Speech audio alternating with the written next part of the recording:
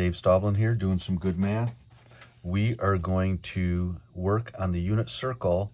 Specifically, we are going to expand our knowledge beyond cosine and sine. In fact, we are going to do our next trig function, which is tangent. The tangent of an angle is opposite over adjacent. And so in a unit circle with the hypotenuse of 1, and we have the x side and the y side, the tangent is opposite over adjacent, or y over x. And further, we can do the following. We know that y is sine, and we know that x is cosine. So we know tangent is y over x. So, for example, we could say, what is the tangent of 45 degrees? Well, we just determined that tangent is y over x. So we need the y coordinate and the x coordinate. Tangent 45 is right here. The y value is square root of 2 over 2. The x value is square root of 2 over 2.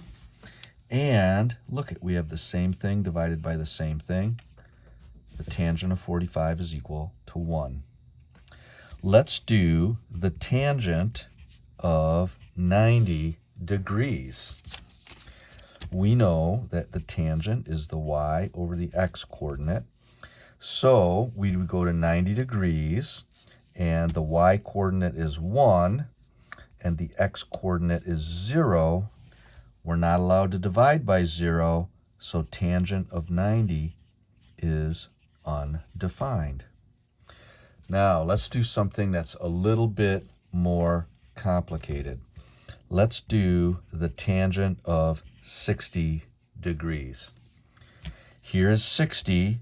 We're going to take the y value, which is square root of 3 over 2, divided by the x value, which is 1/2. Now, how do you divide fractions? Do you remember?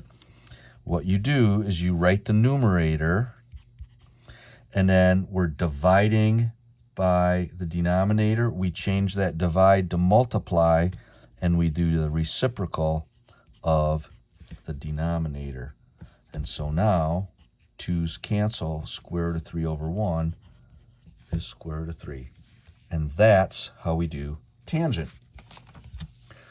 Let's add a couple more things to our unit circle. There are 3 other trig identities. The first one is secant, and that's defined as 1 divided by x. So it's the same as 1 over, let's see, x is cosine. The next one is cosecant, and that's equal to 1 over y, or, let's see, y is 1 over sine. And the last one is cotangent, and that is equal to x divided by y, or cosine divided by sine. So these all work the same way. If you have the secant of an angle, say you have secant of 60 degrees, you would do 1 divided by the x value at 60 degrees, and you would just multiply it out. So that is the lesson for today.